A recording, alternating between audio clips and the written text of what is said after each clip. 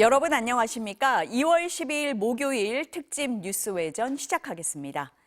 잠시 뒤인 오후 2시부터 이상민 전 행안부 장관의 내란 사건 1심 선고 공판이 시작됩니다. 재판 과정은 모두 생중계됩니다. 이고은 변호사 법조팀 구민지 기자와 함께하겠습니다. 어서 오세요. 안녕하세요. 안녕하세요. 변호사님, 먼저 윤석열 전 대통령, 김건희 씨 선고 공판이 생중계가 됐고 국무위원으로는 한덕수 전 총리에 의해서 이상민 전 행안부 장관에 대해서 선고 공판이 생중계가 되는 겁니다. 12.3 비상계엄에서 이상민 전 장관의 역할이 중요했다. 이렇게 본 걸까요? 네, 그렇습니다. 말씀 주신 대로 한덕수 전 총리에 대해서 이 내란 중요 임무 종사자 중엔 첫 생중계가 있었습니다. 이상민 전 행안부 장관에 대해서도 국민들의 높은 관심사고 또 결국 국민들의 알 권리 등을 고려해서 생중계를 허가한 것이다라고 보면 될 것 같고요. 일단은 특검에서 기소한 취지를 보면 이상민 전 행안부 장관이 상당히 중요한 역할을 했다라고 보고 있습니다. 주요 언론사에 대한 단전단수 지시를 윤 전 대통령 등에게 하달받고 이를 허석권 전 소방청장 등에게 하달하는 등 이 중요한 임무에 종사했다라고 봤고요. 한덕수 전 총리 같은 경우 사실상 일종의 부작위 의무, 그러니까 방조를 부각한 반면 이상민 전 행안부 장관에 대해서는 특검에서도 실질적으로 적극적인 가담행위가 있었다라는 취지로 기소했고요. 오늘 이제 재판부에서 과연 유무죄 판단이 어떻게 나올 것인가, 형량은 어느 정도 나올 것인가, 많은 국민들이 관심을 기울이고 있는 그런 상황입니다. 구민지 기자, 그러면 선고 공판 어떤 순서로 진행이 됩니까? 네, 먼저 재판부가 오늘 선고 공판을 열겠다고 선언을 하면 선고 공판이 시작이 되고요. 먼저 피고인이 왔는지를 확인합니다. 선고 때는 피고인이 반드시 와 있어야 하거든요. 그렇기 때문에 이제 확인을 하게 되고 죄송합니다. 피고인이 온 게 확인이 되면 재판장이 판결 요지를 읽습니다. 개별 혐의를 어떻게 판단했는지와 그 이유가 무엇인지를 차례대로 설명을 하고요. 그 후에 결론을 밝히는 주문을 낭독하고 유죄가 인정된다면 그에 따른 형량 등을 마지막에 알립니다. 내란 특검에서는 징역 15년을 구형을 했습니다. 그때 적용한 혐의 좀 짚어볼까요? 네, 이 전 장관은 내란에 가담한 혐의로 지난해 8월 재판에 넘겨졌는데요. 우선 크게 세 가지 혐의를 적용을 했습니다. 먼저 내란 중요 임무 종사와 직권남용 권리행사 방해, 또 위증 등 이렇게 세 가지 혐의인데요. 구체적으로 말씀을 드리면 이 전 장관이 계엄 주무부처인 행안부 장관이었음에도 불구하고 경찰청과 소방청에 MBC를 비롯해 정부의 비판적인 언론사를 단전, 또 단수하라는 지시를 전달하는 등 이 계엄의 주요 역할을 했다는 겁니다. 또 지난해 2월 윤 전 대통령 탄핵 심판 변론에 또 증인으로 나왔는데요. 이 전 장관은 당시 단전 단수 지시를 전달받은 적도 없고 한 적도 없다고 말하는 등 이 허위 증언한 혐의도 받습니다. 내란 특검은 윤 전 대통령의 쿠데타 계획에서 이 전 장관의 역할이 너무나 중요했다면서 지난 결심 공판에서 징역 15년을 구형했습니다. 이 전 장관 측은 단전 단수 지시를 한 적이 없다며 혐의를 부인했는데요. 오늘 재판부가 그 주장을 어느 정도 받아들일지 지켜봐야 할 것 같습니다. 지금 화면에 법정의 모습이 보이고 있습니다. 아직 재판이 시작되지는 않았고요. 그 재판장의 모습이 지금 앉아있는 모습이 보이는 것 같고 특검 측, 변호인 측이 앉아있는 모습은 보이는데 피고인 이상민 전 장관의 모습은 아직 보이지 않는 것 같습니다. 네, 그렇습니다. 1시 57분. 조금 전에 재판부가 입정을 했고요. 다만 피고인 이상민 전 장관은 아직 들어오지 않은 걸로 보입니다. 재판이 2시부터 시작이 되니까 지금 준비를 하고 있는 모습이 보여지고 있습니다. 변호사님, 지난번에 한덕수 전 총리 1심 선고 당시에 재판부가 12.3 비상계엄을 내란이라고 규정을 했습니다. 오늘 재판부도 이런 판단을 할까요? 어떻게 보십니까? 네, 오늘 선고 순서를 살펴보면 일단 공소 요지에 대해서 먼저 설명을 할 것이고요. 일단 12월 3일에 있었던 비상계엄 선포 그 자체에 대해서 내란죄에 해당하는지 여부를 먼저 검토할 것입니다. 내란죄로 규정한다면 각각의 혐의별로 이 세 가지를 순서대로 유무죄 판단할 것으로 보여지고요. 이 중요 임무 종사 혐의에 해당하는지, 그 다음 쟁점인 이 직권남용에 해당하는지, 마지막으로 위증 혐의가 성립하는지를 검토한 다음 최종적인 양형 이유를 밝히는 순서로 나아갈 것으로 보여집니다. 그런데 이미 이진관 부장판사가 12월 3일에 선포된 이 비상계엄 그 자체를 이 내란이다라고 규정해서 판단한 만큼 오늘 이상민 전 장관에 대해서는 물론 재판부는 다릅니다만 그 대전제가 다르게 판단될 가능성이 상당히 낮지 않을까라고 예측하고 있습니다. 일단 12.3 비상계엄이 내란인지 아닌지에 대한 판단부터 한 뒤에 네. 구체적인 혐의에 대해서 아마 법원이 판결을 할 거다 이렇게 보시는 것 같습니다. 이상민 전 장관이 판사 출신이잖아요. 그래서 네. 특검에서는 비상계엄의 위법성을 알고도 헌정 파괴의 범죄에 가담했다라는 점을 강조를 했습니다. 법원에서도 이 점을 주의 깊게 볼 거다 이렇게 보십니까? 네, 그렇습니다. 이상민 전 장관 같은 경우에는 나는 사전에 비상계엄 선포에 대한 전혀 지식이 없이 당일에 집무실에 갔을 뿐인데 내가 어떻게 비상계엄 자체를 함께 모의하고 공모할 수 있겠냐라는 취지로 혐의를 전면 부인하고 있는데요. 반면 특검에서는 지금 이상민 전 장관이 단순 법조인도 아닙니다. 15년 동안 법관 생활한 판사 출신 변호사라는 점을 강조함으로써 명백히 위헌한 이 계엄이라는 것을 사전에 명확히 인지했음에도 불구하고 가담했기 때문에 그 불법성과 심각성이 매우 중대하다라는 취지로 이야기하고 있습니다. 이 부분은 오늘 만약에 이 재판장이 유죄로 판단한다면 이 고의성 그리고 이 불법성을 얼마나 명백히 인식했는가가 이상민 전 장관이 판사 출신이었다는 점이 상당히 불리하게 작용할 수 있다라는 생각이 듭니다. 앞서서 변호사님 말씀을 하실 때 한 전 총리 같은 경우에 그 의무를 다하지 않은 부작위 네. 이를 유죄로 봤는데 지금 이 전 장관 같은 경우는 이 부작위를 넘어서 언론사 단전단수라는 적극적인 행위를 했단 말이에요. 네. 그럼 적극 가담했다. 이렇게 판단을 할 여지가 있다. 이렇게 보십니까? 네, 그렇습니다. 특검에서 공소사실을 구성할 때도 단순 방조 혐의로만 공소장을 구성한 것이 아닙니다.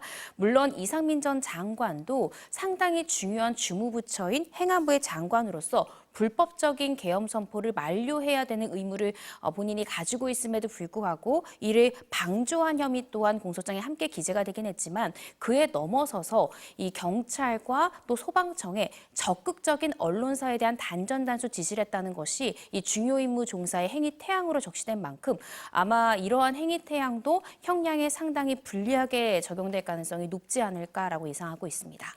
네, 당초 2시부터 선고 공판이 시작될 예정이었는데요. 지금 들어오는 속보를 보니까 이상민 전 장관이 탑승한 차량이 밀려서 아직 피고인이 입정하지 않았다라고 지금 속보가 들어오는 것 같습니다. 네, 그렇습니다.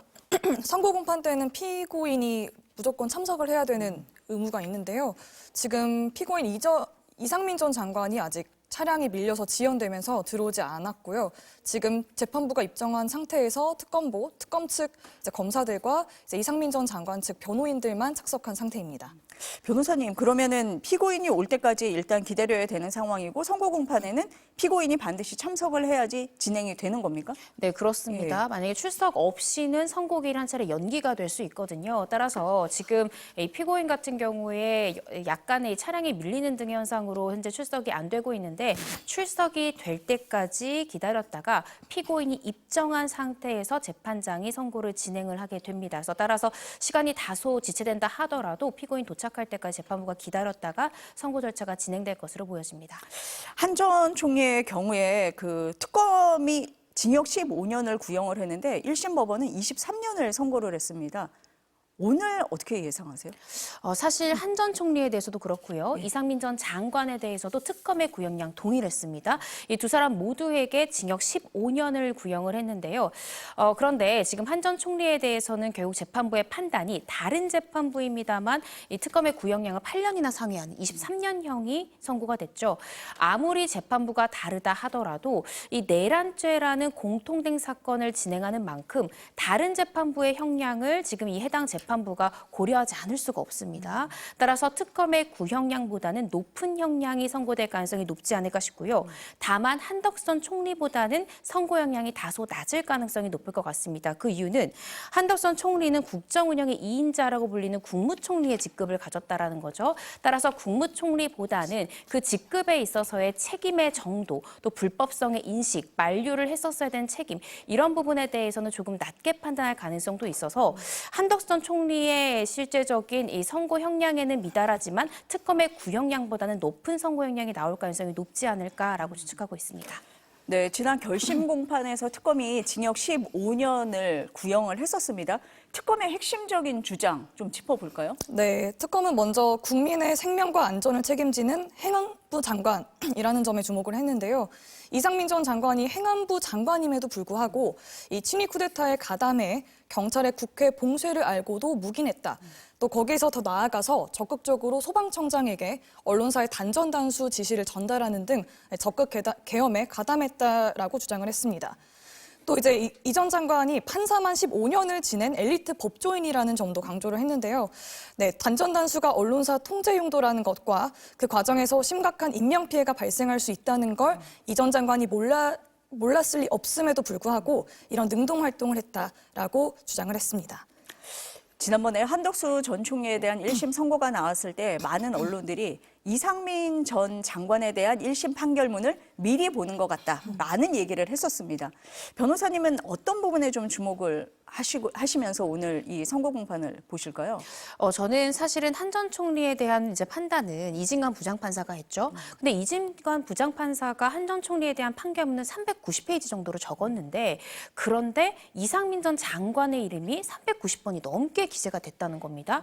그러면 한 페이지당 한 번 이상 이상민 전 장관의 이름을 언급했다라는 거죠. 그러면서 이진관 부장판사는 자신이 담당하는 재판의 피고인이 아님에도 불구하고 일단 그 판결문 내용을 보면 한덕수 총리와 이상민 전 장관 사이에 16분간 CCTV상 서로 협의하는 모습, 그 모습 속에 서로 어떤 문건을 보고 논의하는데 그 해당 문건이 윤석열 전 대통령부터 하달받은 그 지시 내용이 기재된 문건이다라는 것을 전제로 해서 사실관계를 정리를 했고 한덕수 총리는 이 국무총리로서 적극적으로 이 단전단수 지시를 하려는 이상민 전 장관을 만류했었어야 함에도 불구하고 이런 부분을 하지 않았다라는 것도 중요 임무 종사의 행위 태양으로 인정했다는 것이죠.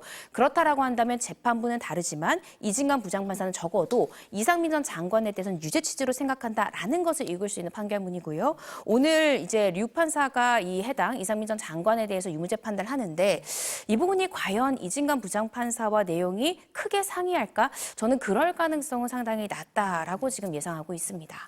이상민 전 장관에 대해서 저희가 앞서서도 얘기를 했지만 단순 가담을 넘어서 적극적으로 가담했다라고 볼 수 있는 가장 큰 행위가 언론사에 대한 단전 단수 지시거든요. 그 부분에 대해서 한덕수 전 총리 1심 선고 때 재판부가 그 내용도 지적을 한 바가 있습니다. 유죄로 얘기를 하면서 이상민 전 장관 얘기까지 했거든요. 어떤 내용입니까? 네, 그렇습니다. 한 전 총리 판결문에는 계엄 당시 국무회의를 기록한 대통령실 CCTV를 초단위로 분석한 내용이 담겼는데요. 그 내용에 따르면 이 전 장관은 밤 9시 16분 이 대접견실에서 조태열 당시 외교부 장관과 대화하며 왼손 손날로 무언가를 연달아 내려치는 동작을 4차례 취합니다. 그리고 10분 뒤 윤 전 대통령도 집무실에서 나와서 같은 동작을 2~3차례 하자 이 전 장관이 고개를 끄덕이는 장면도 이 CCTV에 생생히 담겼습니다. 재판부는 이 내려치는 동작이 무언가를 끊는, 즉 단전 단수를 의미하는 걸로 봤고요. 끄덕이는 동작은 동의한다, 즉 윤 전 대통령의 지시를 따르겠다는 취지로 이해했다고 판단했습니다.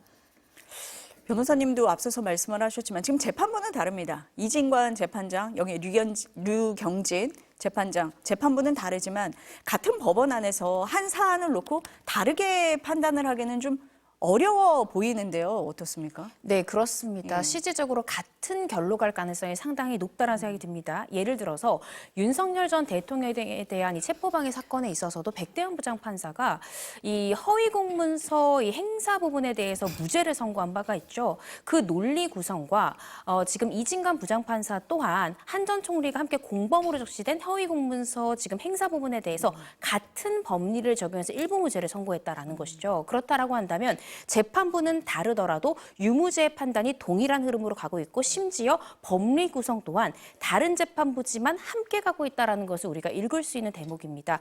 그렇다라고 한다면 오늘 이 류경진 부장판사가 이상민 전 장관에 대해 심리했고 선고를 내리겠지만 사실상 이진관 부장판사의 유무죄의 큰 흐름을 다르게 판단하기는 어려울 것 같습니다. 근데 오늘 쟁점은 전 2가지라고 정리를 하고 있는데요.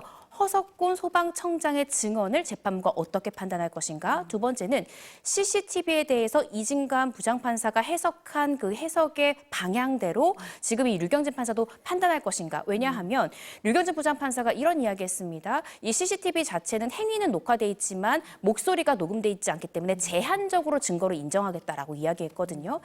그것은 좀 이진관 부장판사의 판결의 결과는 조금 다른 지금 뉘앙스의 이야기이기 때문에 과연 같은 CCTV에 대해서 같은 행위의 녹화에 대해서 재판부가 어떻게 판단할 것인가 이 부분도 우리가 판결 이유를 들을 때 좀 주의 깊게 봐야 되는 포인트지 않을까 생각이 듭니다.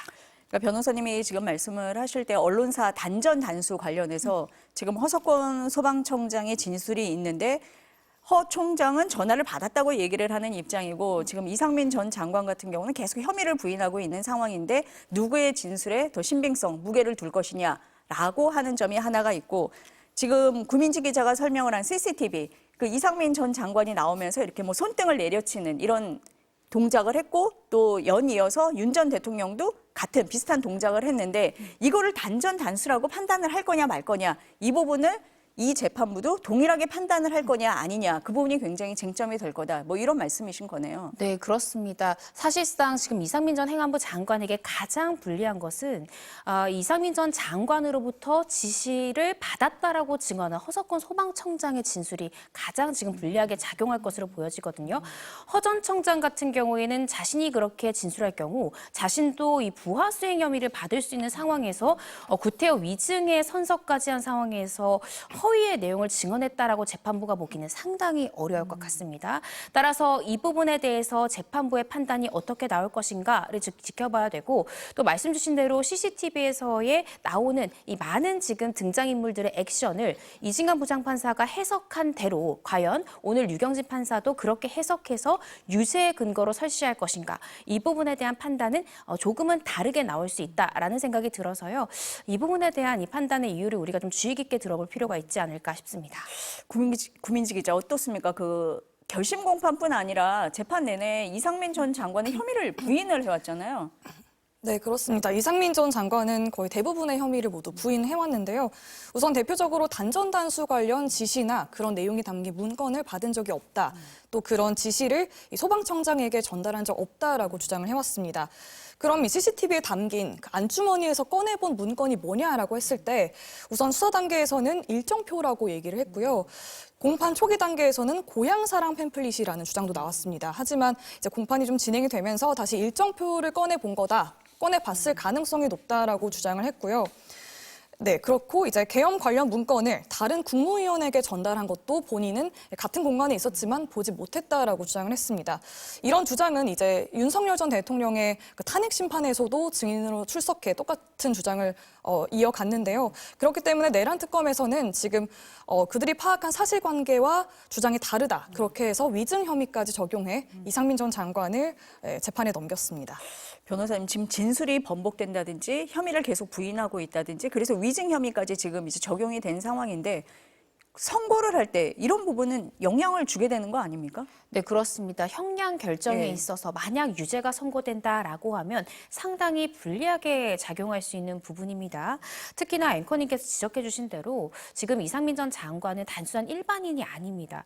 한덕선 총리처럼 일반인이었던 사람이 아니라 판사 생활을 한 이 베테랑 법조인 출신임에도 불구하고 실질적으로 지금 특검이 증거다라고 적시하고 있는 이상민 전 행안부 장관의 휴대전화 검색 기록을 봤을 때 헌법이나 이 정부조직법 등을 검색한 기록도 상당히 지금 불리한 증거다라고 특검은 주장하고 있습니다. 왜냐하면 그러한 해당 법령을 모두 검색한 이후에 윤석열 전 대통령에게 법에 부합하도록 이런 절차를 제안하고 경찰청과 또 소방청 등에 자신의 행안부 장관으로서 어떠한 지시를 할 수 있는지를 법적 근거로 확인하고 지시를 하달했다라고 특검은 보고 있기 때문인데요. 이러한 부분들이 있음에도 불구하고 유죄 판단이 나온다면 계속해서 혐의를 부인하고 있는 이상민 전 장관은 진지한 반성이 없다라는 취지로 상당히 불리하게 양형적으로 작용할 수 있는 가능성 농후하다고 생각이 듭니다. 앞서서 구 기자가 얘기를 할 때 그 이전 장관이 계엄의 주무부처인 행안부 장관이었다라는 점도 얘기를 했거든요. 그러면은 주무부처 장관이었기 때문에 소극적인 가담이 아니라 적극적으로 가담을 했을 가능성도 높은 거고 계엄의 주무부처였다라는 것도 어느 정도 영향을 좀 판단을 하는데 줄 수가 있습니까? 네, 내란의 중요 임무 종사를 했느냐, 단순한 부하 수행이었냐, 이것을 가를 수 있는 쟁점이 바로 주무부처의 장관이었다라고 저는 그 쟁점을 보고 있는데요. 설령 이 윤석열 전 대통령으로부터 행안부 장관의 직급에 있던 이상민 전 장관이 언론사에 대한 단전단 지시를 받았다 한들 자신이 주무부처의 장관으로서 이러한 지시를 하달하지 않았더라면 사실상 불법성의 외연이 확장되지 않을 수 있었던 것이거든요. 그런데 지시를 받고 적극적으로 이 자신의 이 관리 감독을 받는 경찰청이라든지 이 소방청에 이 지시를 하달했다는 점, 이 점에서 충분히 이제 불법성을 인지하고 단순히 부하 수행을 넘어서서 적극적인 중요 임무 종사했다라고 특검은 바라보는 것이고요. 이 부분에 대해서 유죄 판단이 나온다면 상당히 형량을 더할 수 있는 포인트지 않을까라는 생각이 듭니다. 변호사님이 이 이상민 전 장관이 15년 판사 생활을 했다. 그래서 법에 대해서 많이 알고 있다라는 점을 말씀을 하셨는데 한 전 총리의 1심 판결문에 보면 이런 내용도 있습니다. 비상계엄 선포 직전에 그 피고인 한덕수가 박성재 법무부 장관, 이상민 행정안전부 장관과 함께 비상계엄 선포 시 국무회의 소집이 필요하다는 것을 논의를 했다. 그리고 국무회의 의사 정족수를 갖추기 위해서 국무위원 6명을 추가로 불렀다라는 점도 적시를 했습니다. 이런 점에 비춰볼 때 내란에 적극 가담했음을 입증하는 증거로 법원이 볼 여지가 있다. 법원이 판단할 수 있다. 이렇게 보십니까? 네, 그렇습니다. 사실상 오늘 물론 이제 재판부는 다르지만 지금 언급해 주신 1심 과정에서의 여러의 주요 가담 행위가 오늘 상당히 불리하게 작용할 가능성이 높고 사실 무죄 선고 가능성은 상당히 낮은 재판이지 않을까라는 생각이 들고요. 재판부는 상이하지만 지금 내란이라는 이 주요 공통된 피고인을 다루는 재판부들의 유무죄 판단이 동일한 방향을 가리키고 있다라는 점, 또 형량 또한 이 특검의 이 구형량을 훨씬 상회하는 중대한 형량이 나오고 있다라는 점에서 오늘 사실상 유죄 판단이 나올 가능성 상당히 높지 않을까. 그리고 그 선고 형량도 상당한 중형이 선고될 가능성이 높지 않을까라고 예상하고 있습니다. 네, 오늘 이상민 전 장관에 대한 선고 공판이 2시부터 시작될 예정이었는데요. 지금 2시 16분인데 아직 시작은 되지 않고 있습니다. 이 전 장관 법원에 도착했다는 소식이 있습니까? 네, 그렇습니다. 조금 전 이 전 장관이 이제 법원에 도착을 했고요. 원래 피고인은 재판정에 들어오기 전에 이제 구치감에 잠시 머물게 되는데요. 조금 전에 법원 구치감에서 머물다가 이제 올라오고 있다라는 소식이 전해졌습니다. 조금 후면 화면에 이제 이상민 전 장관의 모습이 나올 것으로 보입니다. 지금 이제 법원에는 도착을 했고 그 구속돼 있는 피고인이기 때문에 구치감에 있다가 지금 이제 법정으로 올라온다는 얘기입니다. 지금 이렇게 보면은 곧 선고 공판이 시작될 것 같기는 한데요. 지금 화면을 보면은 아직까지 이상민 전 장관의 모습은 보이지 않고 있습니다. 앞서서 저희가 조금 얘기를 했었는데 이 위법성을 알았느냐 몰랐느냐가 굉장히 중요한 쟁점이 됩니까? 네, 그렇습니다. 사실상 비상계엄 선포 자체가 위법한 내란 행위였다라는 점을 인지하고 순차 가담해야만 내란 중요 임무 종사 혐의가 적용될 수 있기 때문인데요. 따라서 이러한 구성 요건이 필요하다라는 것을 누구보다 잘 아는 베테랑 판사 출신 변호사인 만큼 계속해서 이상민 전 행안부 장관은 결심 공판에서도 내가 사전에 비상계엄 선포에 대해 전혀 지득한 바가 없는데 몇 분 안에 가담한다는 것이 사실상 가능한 것이냐, 이것이 내란이다라고까지 나는 파악할 수 없었다. 나는 아무것도 모른 채로 갔다라는 취지로 계속해서 혐의를 부인하고 있는 그런 상황입니다.